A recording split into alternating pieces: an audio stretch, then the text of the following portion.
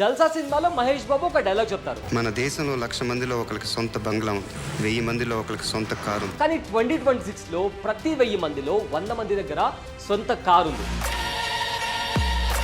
వినడానికి ఈ నంబర్ చాలా బాగుంది కదా, కానీ దీని వెనకలో ఉన్న డార్క్ సీక్రెట్ గురించి ఎవ్వరు మాట్లాడరండి. ఒక రీసెర్చ్ ప్రకారం కారు కొన్న వాళ్ళల్లో 15% మంది, అంటే మన ఇండియాలో 17.3 లక్షల మంది కారు కొన్నాక తీవ్రమైన ఆర్థిక ఇబ్బందులకు గురవుతున్నారు. అసలు కార్ ఎందుకు కొన్నాం రా బాబు అని రిగ్రెట్ ఫీల్ అవుతున్నారు. ఎందుకంటే 2026 లో కార్ కొనడం కేవలం షోరూమ్ కి వెళ్ళి టెస్ట్ డ్రైవ్ చేసి లోన్ కి అప్లై చేసి కార్ కొనడం కాదండి. It's a massive long term financial commitment. మీరు కూడా ఆ 15% మందిలో ఒకరిలా మిగిలిపోవాలా, లేదా కారు కొని ఎంజాయ్ చేస్తూ మీ లైఫ్ ని లీడ్ చేయాలా? మీ మంత్లీ సాలరీకి మీకు ఏ కార్ సూట్ అవుతుంది, డౌన్ పేమెంట్ ఎంత కట్టాలి, ఈఎంఐ ట్రాప్ నుంచి ఎలా తప్పించుకోవాలి, ఇలా కారు కొనే ముందు ప్రతి ఒక్కరూ ఫాలో అవ్వాల్సిన 10 ఫినాన్షియల్ థంబ్ రూల్స్ గురించి ఇవాల్టి వీడియోలో మనం పిన్ టు పిన్ మాట్లాడుకోబోతున్నాం, అది కూడా విత్ ఎగ్జాంపుల్. ఈ వీడియో చాలా ఇన్ఫర్మేటివ్ గా ఉండబోతుంది, సో స్కిప్ చేయకుండా ఎండ్ వరకు చూడండి. హాయ్, నా పేరు Abulai Syed. Let's start our video.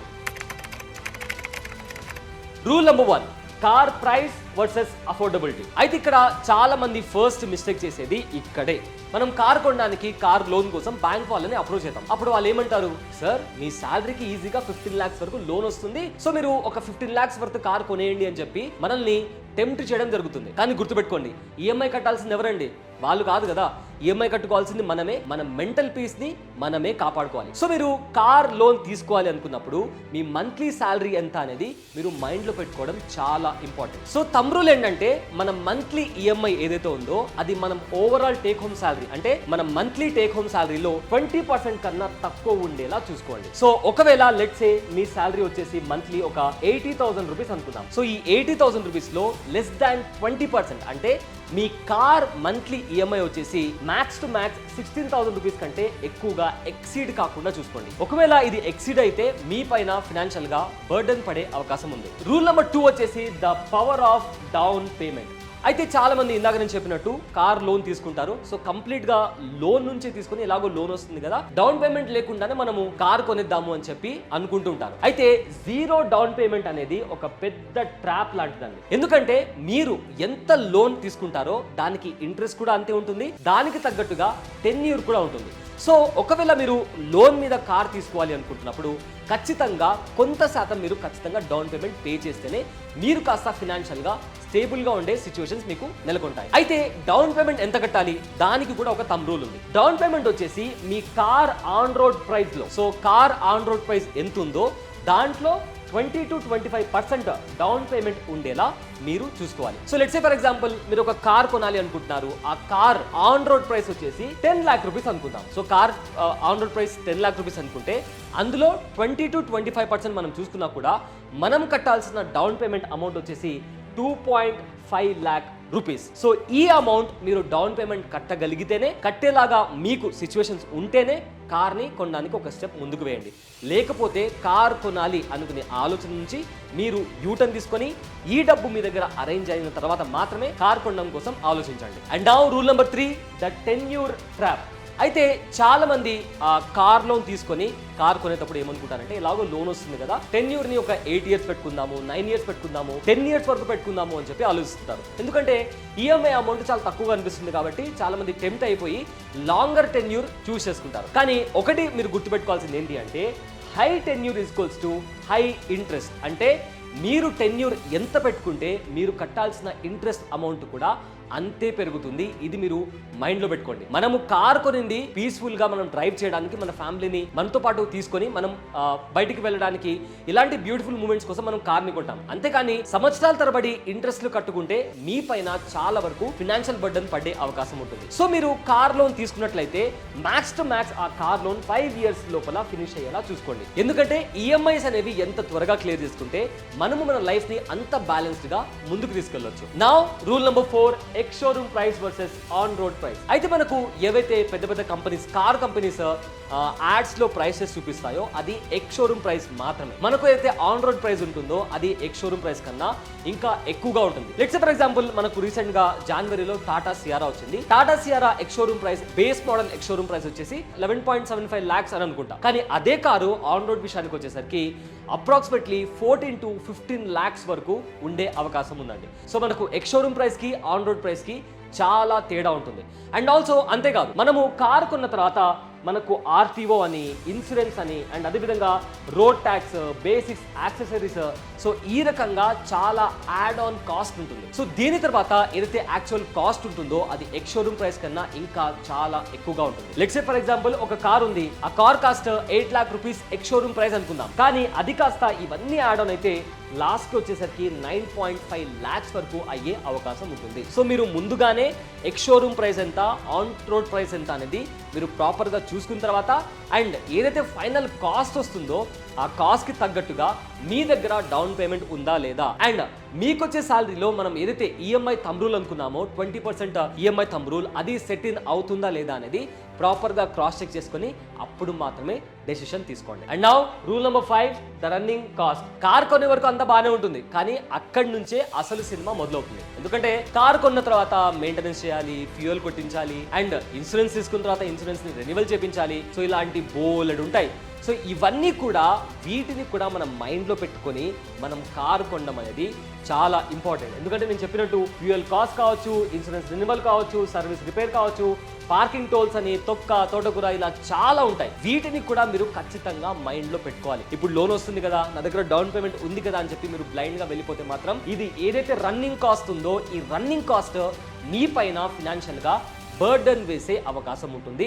So అలాంటి బర్డన్ మీరు ఫేస్ చేయకుండా ఉండాలి అంటే దీనికి కూడా ఒక థంబ్ రూల్ ఉంది. సో ఇంతకీ ఏంటా థంబ్ రూల్? థంబ్ రూల్ చాలా సింపుల్ అండి. ఏదైతే మనకు మంత్లీ కార్ ఈఎంఐ ఉందో అండ్ ఆల్సో దాంతో పాటు మంత్లీ రన్నింగ్ కాస్ట్, ఈ రెండు కలిపి మన మంత్లీ టేక్ హోమ్ శాలరీలో లెస్ దాన్ 35% ఉండేలా చూసుకోండి. అలా ఉంటే మాత్రమే మీరు కార్ కొనడానికి that is the right time. Rule number 6, ఇది చాలా ఇంపార్టెంట్ అండి, ప్రతి ఒక్కరు చాలా జాగ్రత్తగా వినండి. రూల్ నెంబర్ 6 వచ్చేసి don't touch your emergency fund. So మనము శాలరీ వచ్చిన తర్వాత, మనం జాబ్ లో జాయిన్ అయిన తర్వాత చాలా మందికి ఉండే అలవాటు ఏంటి అంటే ఎమర్జెన్సీ ఫండ్ ని బిల్డ్ చేసుకుంటూ ఉంటాం. సో ఎమర్జెన్సీ ఫండ్ మనం ఎందుకు బిల్డ్ చేస్తామంటే, ఎమర్జెన్సీ ఫండ్ అనేది మనకు ఎప్పుడైనా జాబ్ లూజ్ అయినప్పుడు, లేదా మెడికల్ ఎమర్జెన్సీ వచ్చినప్పుడు, లేకపోతే ఫ్యామిలీలో ఏవైనా క్రైసిస్ వచ్చాయి అలాంటి టైంలో, ఇలాంటి సిచ్యువేషన్స్ లో మాత్రమే మనం దాచి ఉంచుకున్న ఎమర్జెన్సీ ఫండ్ ని యూజ్ చేయాలి. అంతే తప్ప కార్ డౌన్ పేమెంట్ కోసం అని చెప్పి మీరు ఈ ఎమర్జెన్సీ ఫండ్ యూజ్ చేయడం అనేది one of the biggest mistake. ఎందుకంటే కార్ కెన్ వెయిట్, కానీ ఎమర్జెన్సీ అస్సలు వెయిట్ చేయదు. సో అందుకే మీరు ఏదేమైనా కూడా మీ డౌన్ పేమెంట్ అంటే మీకు వచ్చే శాలరీ నుంచి మీరు డౌన్ పేమెంట్ సపరేట్గా ఉంటే మాత్రమే కార్ కొనండి. అంతే తప్ప సేవ్ అయి ఉన్న ఏదైతే ఎమర్జెన్సీ ఫండ్ ఉందో దాన్ని వాడుకుంటే మాత్రం నెక్స్ట్ వచ్చే ఎమర్జెన్సీని మీరు తట్టుకోవాలంటే అప్పుడు మీ దగ్గర ఎలాంటి సేవింగ్స్ ఉండవు. అప్పుడు క్రియేట్ అయ్యే ప్రెషర్, దాన్ని మనం తట్టుకోవడం చాలా కష్టం. అలాంటి టైంలో ఎమోషనల్లీ మనం చాలా అప్పులు చేస్తాం, లోన్ యాప్స్ దగ్గరికి వెళ్తాం, లేదా పర్సనల్ లోన్స్ తీసుకుంటాం, లేదా ఏదైనా ప్రాపర్టీ ఉంటే దాన్ని మార్టిగేజ్కి పెట్టాం. సో ఇలాంటి చాలా ప్రాబ్లమ్స్ ఉంటాయి. సో ఈ ప్రాబ్లమ్స్ అన్ని మీరు ఫేస్ చేయకుండా ఉండాలి అంటే ఎమర్జెన్సీ ఫండ్ని కార్ కొనడానికి అస్సలు యూజ్ చేయకండి. గుర్తుపెట్టుకోండి, car can wait, but emergencies అనేవి అస్సలు వెయిట్ చేయవు. సో ఎమర్జెన్సీ ఫండ్ని అస్సలు టచ్ చేయకండి. Next rule number 7, safety is not an option. So మనము కార్ కొనేటప్పుడు చాలా మంది ఫీచర్స్ చూస్తుంటారు. ఆఫ్ కోర్స్ ఒక కార్ కొంటున్నామంటే డెఫినెట్ గా అందులో ఫీచర్స్ చాలా ఇంపార్టెంట్, కానీ సేఫ్టీ ఫీచర్స్ ఉన్నాయా లేదా ఆర్టిఫిషియల్ ఫీచర్స్ ఉన్నాయా అనేది చాలా important. Let's say for example touch screen కావచ్చు, సన్ రూఫ్ కావచ్చు, లేదా ambient లైటింగ్ కావచ్చు. ఇది కాదు ప్రయారిటీ. ప్రయారిటీ ఏంటి అంటే కార్ సేఫ్టీ అనేది చాలా ప్రయారిటీ. సో కార్లో మనకు కార్ అనేది ఎన్క్యాప్ రేటింగ్ ప్రకారం 4 or 5 star రేటింగ్ ఉందా, కార్లో ఏబిఎస్ ఉందా, లేదా ఎయిర్ బ్యాగ్స్ ఉన్నాయా, ఈఎస్సీ ఉందా, కార్ బాడీ స్ట్రక్చర్ ఉందో అది ఎంత స్ట్రాంగ్గా ఉంది, ఇవి చూసుకోవాల్సింది. సో ఇవి కాకుండా ఏవైతే ఆర్టిఫిషియల్ ఫీచర్స్ ఉంటాయో లైక్ సన్ రూఫ్ కావచ్చు, లోపల అంబియన్స్కి లైటింగ్ కావచ్చు, ఇవన్నీ సెకండరీ. దానికంటే ముందు మనకు సేఫ్టీ ఫీచర్స్ అనేవి చాలా ఇంపార్టెంట్. సో కార్ కొనే ముందు దీన్ని ముందు మైండ్లో పెట్టుకోండి, ఆ తర్వాతే మిగతా ఫీచర్స్కి మీరు అప్గ్రేడ్ అవ్వచ్చు. ఎందుకంటే కార్ ఫీచర్స్ని మనం అప్గ్రేడ్ చేసుకోవచ్చు, కానీ సేఫ్టీని అప్గ్రేడ్ చేసుకోలేము. కాబట్టి మీరు కార్ కొంటున్నారంటే ముందు సేఫ్టీ ఆప్షన్స్ని ముందు పెట్టి ఆ తర్వాత మిగతా ఆప్షన్స్ని చూస్ చేసుకోండి. Rule number 8, the fuel type. So మనము కార్ కొంటున్నామంటే గుర్తుపెట్టుకోవాల్సిన one of the most important factor ఏంటి అంటే మీరు మీ అవసరానికి తగ్గట్టుగా కార్ కొనాలి. లెట్స్ సే ఫర్ ఎగ్జాంపుల్ మీరు సిటీలో డ్రైవ్ చేస్తున్నారు, అవుట్ సైడ్ ది సిటీ మీరు వెళ్ళట్లేదు, సో ఎక్కువగా ఆఫీస్కి వెళ్తున్నారు, సిటీలో లోపల తిరుగుతున్నారు. అలాంటి టైంలో మీకు పెట్రోల్ ఆర్ సిఎన్జి కార్ అయితే బెస్ట్ ఆప్షన్ అండి. సో మీరు మీ అవసరానికి తగ్గట్టుగా కార్ని యూజ్ చేయడం కూడా చాలా ఇంపార్టెంట్. అలా కాదు నేను ఎక్కువగా హైవేస్లో ట్రావెల్ చేస్తున్నాను, మంత్లీ ఈజీగా ఒక 1500 నుంచి 2000 కిలోమీటర్స్ నేను ట్రావెల్ చేస్తున్నాను, అలాంటి సిచ్యువేషన్స్లో మీకు డీజిల్ కార్ అనేది one of the best option. అలా కాకుండా మీరు తక్కువగా యూజ్ చేస్తున్నారు, సో కార్ని ఎక్కువగా యూజ్ చేయట్లేదు, జస్ట్ ఆఫీస్ పర్పస్ కోసం యూజ్ చేస్తున్నారు, అలాంటి టైంలో డీజిల్ కార్ జోలికి అస్సలు వెళ్ళకండి. ఎందుకంటే మెయింటెనెన్స్ కాస్ట్ చాలా ఎక్కువగా ఉంటుంది. ఆ మెయింటెనెన్స్ కాస్ట్ పెరిగిన కొద్దీ మీ పైన ఫినాన్షియల్ బర్డెన్ పడే అవకాశం కూడా ఉంటుంది. అందుకే మీ అవసరానికి తగ్గట్టుగా కార్ని కొనడం అనేది చాలా ఇంపార్టెంట్. అండ్ ఇవాళ రేపు ఈవీ కార్స్ కూడా వచ్చాయి. ఈవీ కార్ కొనేటప్పుడు కూడా మీరు మైండ్లో పెట్టుకోవాల్సిన one of the important point ఏంటి అంటే ఈవీ యాక్సెసరీస్ మీకు దగ్గరలో ఉన్నాయా లేవా అనేది కూడా చెక్ చేసుకోవడం చాలా ఇంపార్టెంట్. అండ్ ఆల్సో ఆ బ్యాటరీ డ్యూయబిలిటీ కావచ్చు, అండ్ దానికి బ్యాటరీ లైఫ్ ఎంత వస్తుంది, ఇవన్నీ కూడా మీరు మైండ్లో పెట్టుకోవడం చాలా ఇంపార్టెంట్. సో ఈ థంబ్ రూల్ కూడా one of the most important thumb rule. మీ అవసరానికి తగ్గట్టుగా కార్ టైప్ని చూస్ చేసుకోవడం కూడా చాలా ఇంపార్టెంట్. సిటీలో డ్రైవ్ చేస్తున్నారు, పెట్రోల్ ఆర్ సిఎన్జి కొనండి. లేదా ఎక్కువగా హైవేస్లో ట్రావెల్ చేస్తున్నారు, మంత్లీ ఒక 1500 కిలోమీటర్స్ ట్రావెల్ చేస్తున్నారు, అలాంటి టైంలో డీజిల్ కార్ కొనండి. ఒకవేళ మీ కార్ యూసేజ్ తక్కువ అయితే డీజిల్ కార్ జోలికి వెళ్ళకండి, ఎందుకంటే మెయింటెనెన్స్ కాస్ట్ ఎక్కువ అయ్యే అవకాశం ఉంది. అండ్ ఒకవేళ మీరు ఈవీ కొనాలి అనుకుంటున్నా కూడా మీ సర్కమ్స్టాన్సెస్ని చెక్ చేసుకోండి. ఈవీ ఛార్జింగ్ స్టేషన్స్ కావచ్చు ఆర్ కార్ బ్యాటరీ కావచ్చు, ఇవన్నీ చెక్ చేసి మీకు మీ లైఫ్ స్టైల్కి ఏ కార్ సెట్ అవుతుందో ఆ కార్ని మాత్రమే చూస్ చేసుకోండి. ఇక rule number 9, insurance hacks and resale value. అయితే ఇన్సూరెన్స్ విషయానికి వచ్చేసరికి చాలా మంది ఏమనుకుంటారంటే షోరూంలోనే కొనాలేమో, డీలర్ దగ్గరనే కొనాలేమో అని చెప్పి కన్ఫ్యూజ్ అవుతుంటారండి. కానీ ఇన్సూరెన్స్ అనేది డీలర్ దగ్గరనే కొనాలి అని రూల్ ఏం లేదు. లెట్స్ సే ఫర్ ఎగ్జాంపుల్ మీరు డీలర్ దగ్గర కాకుండా బయట మీకు ఇంకా బెటర్ ప్రైస్కి వస్తుంది అనుకుంటే కూడా మీరు అక్కడే కొనొచ్చు. కానీ ఇన్సూరెన్స్లో ఏమేం కవర్ అవుతున్నాయి అనేది చెక్ చేసుకోవడం చాలా important. Let's say for example zero dep కావచ్చు, ఆర్ ఇంజన్ ప్రొటెక్షన్ కావచ్చు, లేకపోతే రీసేల్ వాల్యూ కావచ్చు. సో ఇవన్నీ కూడా చూసుకోవడం చాలా ఇంపార్టెంట్. మీరు ఇన్సూరెన్స్ ఎక్కడ తీసుకుంటున్నారని ఇంపార్టెంట్ కాదు. ఇన్సూరెన్స్ తీసుకునేటప్పుడు అందులో ఉండే కవరేజ్ ఏదైతే ఉందో వాటిని క్రాస్ చెక్ చేసుకోవడం చాలా ఇంపార్టెంట్. మీకు డీలర్ దగ్గర బెటర్ అనిపించింది, మంచి ఆప్షన్స్ ఉన్నాయి, డీలర్ దగ్గర తీసుకోండి.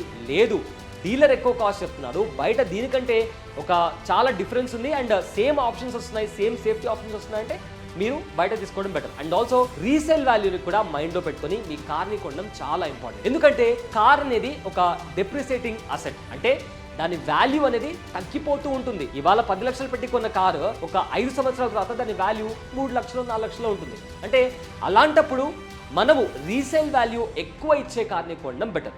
లెట్స్ సే ఫర్ ఎగ్జాంపుల్ మీరు ఇవాళ కార్ కొన్నారు 10 లక్షలు పెట్టి, ఒక 4 సంవత్సరాల తర్వాత ఆ కార్ అట్లీస్ట్ ఒక 6 లక్షలు వెళ్ళేలా ఉండాలి. అలాంటి కార్ని చూస్ చేసుకోండి. So let's say for example మనకు మారుతిలో, టొయోటాలో, హ్యుండాయిలో ఇలాంటి పెద్ద పెద్ద కంపెనీస్లో, మంచి కంపెనీస్లో మీకు రీసేల్ వాల్యూ బాగా ఉండే కార్స్ ఉన్నాయి. Let's say for example Creta ఉంది, క్రెటా కూడా మంచి రీసేల్ వాల్యూ ఇస్తుంది. సో అలాగా మీరు మంచి రీసేల్ వాల్యూ ఇచ్చే కార్ని కొనడం బెస్ట్ ఆప్షన్. ఎందుకంటే ఆ రీసేల్ వాల్యూతో మీకు వచ్చే డబ్బుతో మీరు ఇంకో కొత్త కార్ని మంచి డౌన్ పేమెంట్ తో మీరు అప్గ్రేడ్ అవ్వచ్చు. సో ఈ కండిషన్స్ ని గుర్తుపెట్టుకోండి. ఒకటి ఇన్సూరెన్స్ డీలర్ దగ్గరనే కొనాల్సిన అవసరం లేదు, అలాంటి రూల్ ఏం లేదు, మీరు బయట కూడా కొనొచ్చు. కానీ దాంట్లో ఉండే ఆప్షన్స్ ని జాగ్రత్తగా చూసుకోండి. అండ్ ఆల్సో రీసేల్ వాల్యూని కూడా మైండ్ లో పెట్టుకోండి. And now last but not least, financial freedom versus car slavery. So car అనేది మనకు ఫినాన్షియల్ ఫ్రీడమ్ ఇవ్వాలి, అంతేగాని ఈఎంఐ ద్వారా అది మనకు ఒక బానిసత్వాన్ని క్రియేట్ చేయకూడదు. సో కార్ కొనడం అనేది massive long term financial commitment అండి. అంటే ఇవాళ కార్ కొంటే ఇవాళతో అయిపోదు, ఆ ఈఎంఐ అయిపోయేంత వరకు కూడా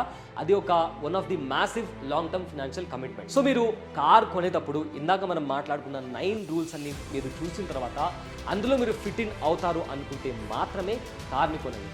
అలా కాకుండా ఒకవేళ మీరు రాంగ్ ప్లానింగ్తో కార్ కొంటే మీరు చాలా నష్టపోతారు, ఫినాన్షియల్ గా చాలా బర్డన్ పడుతుంది. సో ఆ ఈఎంఐ తీర్చలేక మీరు మళ్ళీ పర్సనల్ లోన్ దగ్గరికి వెళ్తారు, గోల్డ్ లోన్ తీసుకోవాలనుకుంటారు, లేదా ఏదైనా ప్రాపర్టీ ఉంటే ఆ ప్రాపర్టీని తాకట్టు పెడతారు. సో దీనివల్ల ఫినాన్షియల్లీ మీరు చాలా ప్రాబ్లం ఫేస్ చేస్తారు, మెంటల్లీ ఫిజికల్లీ మీరు చాలా లో అయిపోతారు. సో అలా ఉండకూడదు అంటే కార్ని ప్రాపర్ టైంలో అంటే రైట్ టైంలో ప్లాన్ చేసుకోవడం చాలా ఇంపార్టెంట్. అండ్ దానికి తగ్గట్టుగా రైట్ బడ్జెట్ ఉండాలి.